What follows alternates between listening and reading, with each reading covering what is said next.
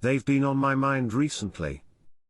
Take for example dietary habits. I think the results are pretty conclusive by this point that intermittent fasting, or periodic long-term fasting provide benefits similar to a very/relatively healthy diet in terms of insulin response, tissue regeneration and maintaining a healthy insulin/glucagon/leptin balance throughout the day.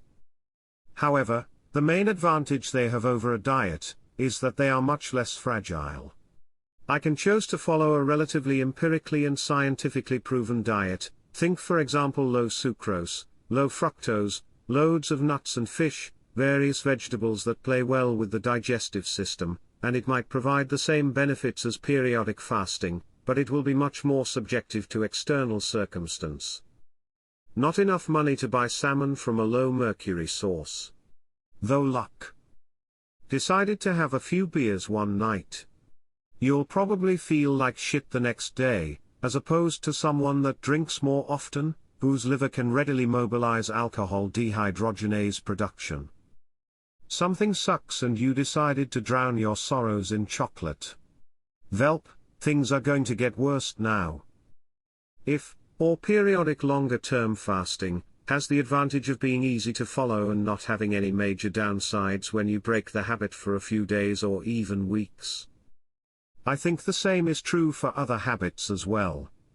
About 8 months ago, I've started training myself to only use a 15 inches laptop, a keyboard and an ergonomic mouse. I think I might have been a bit more productive with 2x4K screens. But after sufficient retraining I don't miss it much.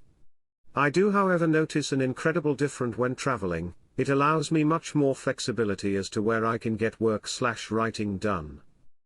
I think a view can be taken for stuff like playing music to some extent. The biggest reason why I prefer a multi-effects modeling preamp versus a tube amp plus an array of 6 to 12 pedals, is that I can put preamp in my backpack.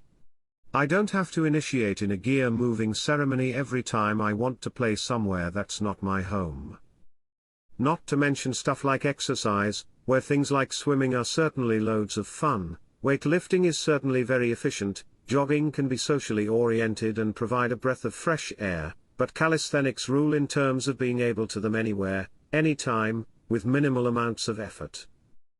I think almost by nature most habits that stick with people fall into this bucket. Because you can only have so many fragile habits until some external stress comes along and you are forced to drop them.